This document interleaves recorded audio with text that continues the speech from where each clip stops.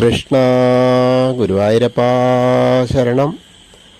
ഇന്നിപ്പോൾ ചൊവ്വാഴ്ച നിർമ്മാല്യ ദർശനമാണ് ഉദ്ദേശം. നിർമ്മാല്യ ദർശനത്തിന് വന്നു. നിർമ്മാല്യ ദർശനം തൊഴുതു കേട്ടോ. വളരെ വലിയ തിരക്കൊന്നുമില്ല. ചൊവ്വാഴ്ച പോകണ്ടേ. ഇനിയിപ്പോൾ കുറച്ച് കഴിയുമ്പോഴേക്കാവും. എന്നാലും കുറച്ചൊക്കെ കുറവുണ്ട്. ഇന്നിപ്പോൾ എന്തായാലും ഇന്നലത്തെ ആ ഉച്ചപൂജാലങ്കാരത്തിൻ്റെ ആ ഉണ്ണിക്കണ്ണൻ ഇരിക്കുന്ന ധ്യാനത്തിലിരിക്കുന്ന ചമ്രം പഴിഞ്ഞിരിക്കുന്ന ഉണ്ണിക്കണ്ണൻ്റെ ആ അടയാഭരണങ്ങളൊക്കെ ഒന്ന് അഴിക്കുന്നതാണല്ലോ കാണാൻ പറ്റുന്നത്. അത് കണ്ടു. അത് നല്ല കാഴ്ചയായിരുന്നു. അവിടെ നിന്ന് ഇങ്ങോട്ട് കയറി വേഗം എത്രയും പെട്ടെന്ന് തന്നെ എത്തി. ക്യൂവിൽ വന്നതുകൊണ്ട് തന്നെ വലിയ കുഴപ്പമില്ലാതെ നല്ല ദർശനമാണ്. അപ്പോൾ നേരെ അങ്ങോട്ട് അവിടെ നിന്ന് കയറി വരുമ്പോഴാണ് ഒന്ന് അഴിക്കണത്. ആദ്യത്തെ മാല അഴിച്ചു. രണ്ടാമത്തെ മാലയൊക്കെ അഴിക്കണ സമയമായപ്പോഴേക്ക് എത്തി. അതുകൊണ്ട് നല്ലൊരു കാഴ്ചയായി. ഓരോ മാലകൾ ഓരോന്നോരോന്നായിട്ട് അഴിച്ച് മാറ്റി ആ നാരായണനെ മഹാപ്രഭുവിനെ കാണാനുള്ളൊരു ഭാഗ്യം.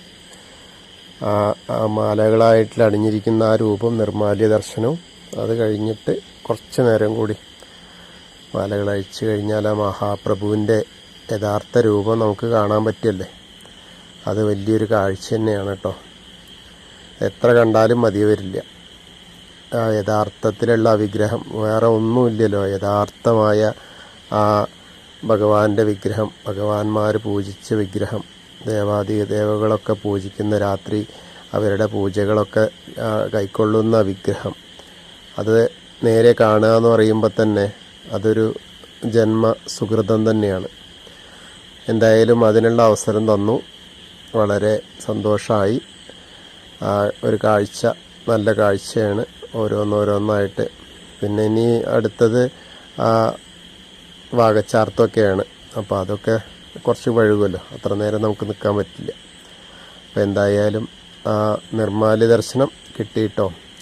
അപ്പോൾ എല്ലാവർക്കും ഇന്ന് എൻ്റെ കൂടെ ആ ഗുരുവായൂരപ്പൻ്റെ നിർമ്മാല്യ ദർശനം എല്ലാവർക്കും, അവിടെ എത്താൻ കഴിഞ്ഞവർക്കും കഴിയാത്തവർക്കും ഒക്കെ ആ ഗുരുവായൂരപ്പൻ്റെ മഹാപ്രഭുവിൻ്റെ നിർമ്മാല്യ ദർശനം കിട്ടിയതായിട്ട് സങ്കല്പിക്കൂ കേട്ടോ.